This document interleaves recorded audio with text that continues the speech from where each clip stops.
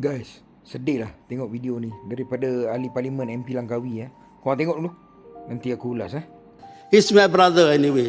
But if you have done wrong, you have to face it. Malangnya, bila nak sampai saja pilihan raya, maka dividen tabung haji akan melonjak. Tak kira lagi dah sama ada tabung haji memperolehi keuntungan atau tidak. Kita tidak mahu lagi selepas ini tabung haji digunakan sebagai sumber ekonomi Malaysia, ataupun kita nak stimulate ekonomi kita dengan menggunakan tabung haji lebih-lebih lagi sebelum pilihan raya. Amat mudah untuk kita tenggelam dengan jargon korporat dan teknikaliti perniagaan yang memenuhi laporan ini. Ramai rakyat di luar sana tidak faham atau sekadar memahami di permukaan, akan tetapi isu struktural yang melingkari tabung haji tiada beza dengan isu-isu yang mendasarkan segala seperti skandal lain di negara ini, dari 1MDB sehingga ke LCS.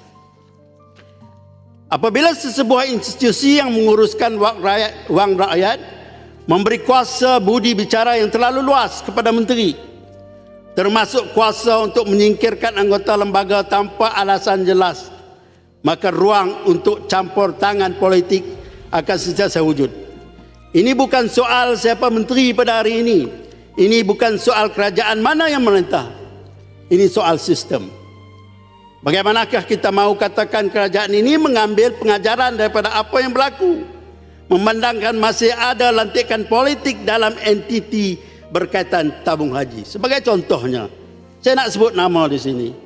Datuk Kusam Musa dilantik sebagai pengurusi tabung haji Properti Sendirian Berhad selepas kita mengetahui semua masalah-masalah ini masih juga kita nak letak orang politik di sini. Ini berlaku sendiri kepada saya yang berhormat Datuk Dr. Hendy Petua.